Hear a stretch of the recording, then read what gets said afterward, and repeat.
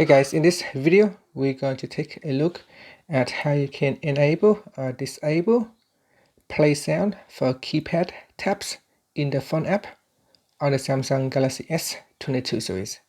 First, tap on the home button to go back to the home screen. On the home screen, open up the phone app. Next, tap on the option button at the top.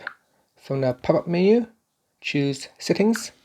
In settings, go down and tap on call alerts and ringtone. Next, you want to go down and tap on play sound for keypad taps. So tap on the toggle button to switch it off, turn it on. Now once it is on, you can see that if I go back to my keypad right here, and when I tap on it, it will make that tone noise. So if I switch it off, and this is what happened when I turn it off.